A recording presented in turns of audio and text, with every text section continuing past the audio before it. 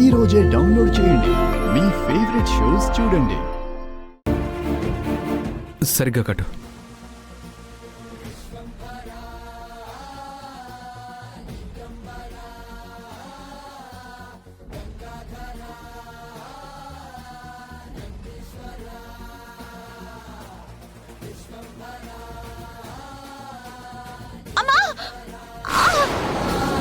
పల్లవి, ఏమైంది? అమ్మా అమ్మా పల్లవి, పల్లవి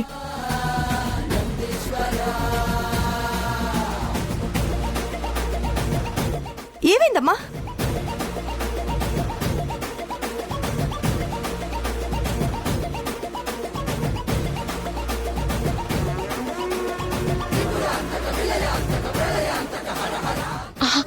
అమ్మా కంగారు పడకు, ఇది చిన్నదే, ఏం కాలేదు.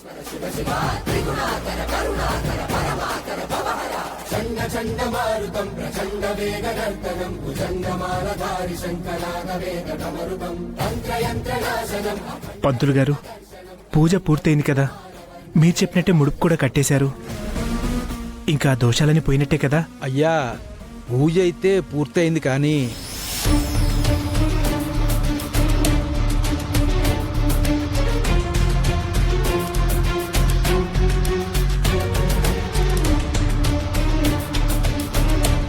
ఏమైంది పంతులు గారు?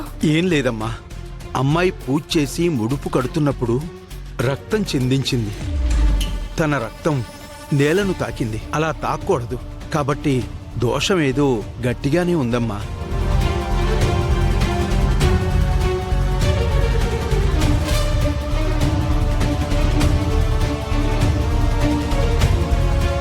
అమ్మా, మీరు మనస్ఫూర్తిగా పూజ చేశారు కాబట్టి ఇక మిగిలిందంతా భగవంతుడే చూసుకుంటాడు తల్లి.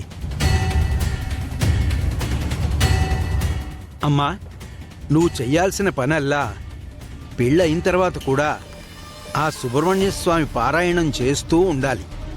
నిత్యం ఆయనను ధ్యానిస్తూ ఉంటే నీకు ఎదురవబోయే చిన్న చిన్న గండాల్లాంటివైనా వాటినన్నిటినీ ఆయనే కడతేరుస్తాడు.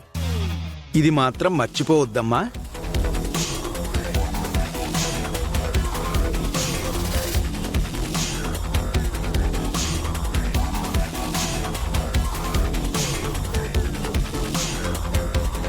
ఏంటంటే పంతులు గారు సడన్ గా ఇంత ట్విస్ట్ ఇచ్చాడు?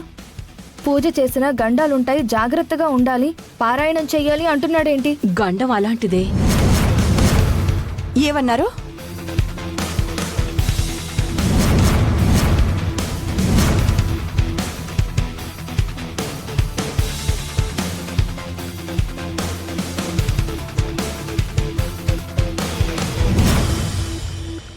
మిమ్మల్ని అడుగుతుంది, ఏమన్నారు ఇప్పుడు? నేనేమన్నాను? లేదు, గండమని ఏదో అలాంటి మాటలు అన్నారు. ఏం గండం? ఎవరికి గండం? దేని గురించి మాట్లాడుతున్నారు మీరు? గండం అనడం ఏంటి? గాజు పెంకు గుచ్చుకుంది కదా, గండం తప్పిందిలే అంటున్నారు ఆంటీ. ఆహా, లేదు, మీరేదో దాస్తున్నారు.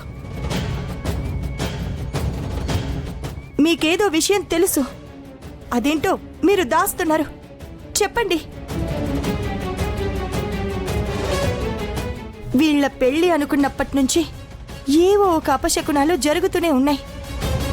మీ ఇంట్లో పూల కుండి పడబోయింది, షాపింగ్ మాల్లో షాక్ కొట్టబోయింది, తర్వాత కలలో పాము వెంటబడబోయింది.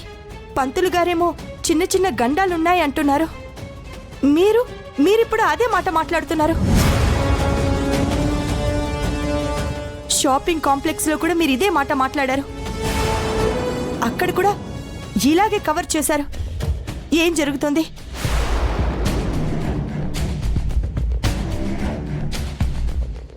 ఏం మాట్లాడుతున్నారండి?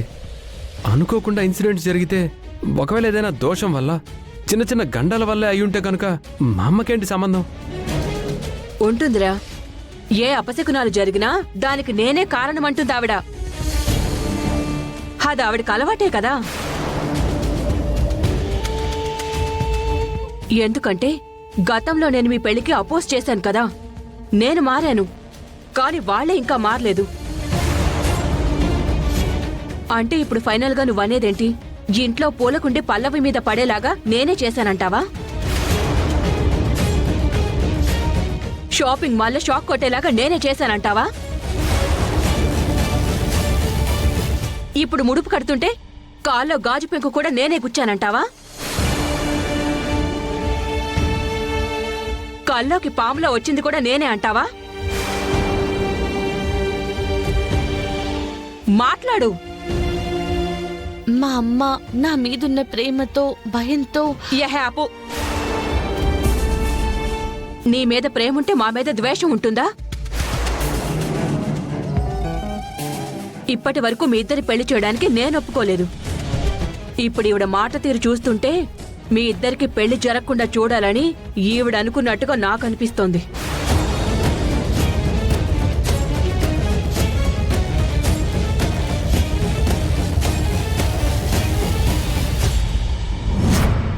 ఏమండి, వాళ్ళిద్దరు పెళ్లి జరగాలని మొదటి నుంచే మనస్ఫూర్తిగా కోరుకుంటూ మేం కూడా. మరి అలాంటప్పుడు నన్ను నిందించడం దేనికి?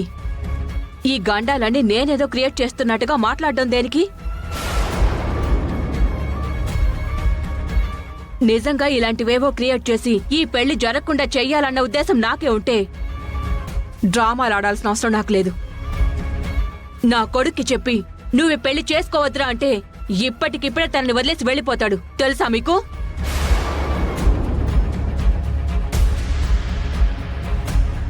ఇప్పటికి వాడి పెళ్లి చేసుకోవాలా వద్దా అన్న డౌట్లోనే ఉన్నాడు. కానీ నేనే చెప్పాను, అరే నేను మాటిచ్చాను, నీ కారణంగా ఒక ఆడపిల్ల జీవితం పాడవకూడదు. గతంలో నాకు తనకి గొడవలుండొచ్చు, నేనే మారినప్పుడు నీకేంటి అని తనను ఒప్పించాను.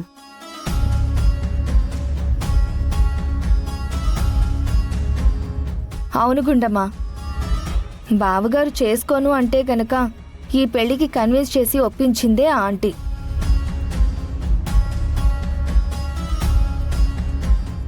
మీరిలా నిందలు వేయడం ఏం బాగోలేదు.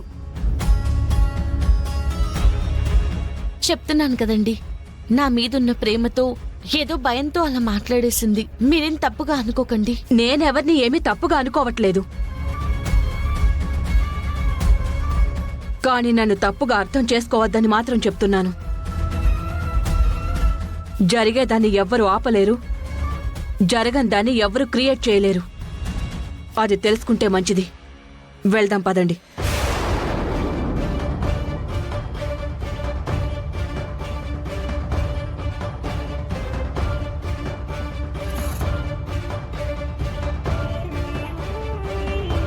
గుండమ్మ, నువ్వు అనవసరంగా భయపడి లేనిపోని మనస్పర్ధలు తెచ్చేలా ఉన్నావు. అది కాదండి. ఏం కాదులే అమ్మా, రండి. పద పద.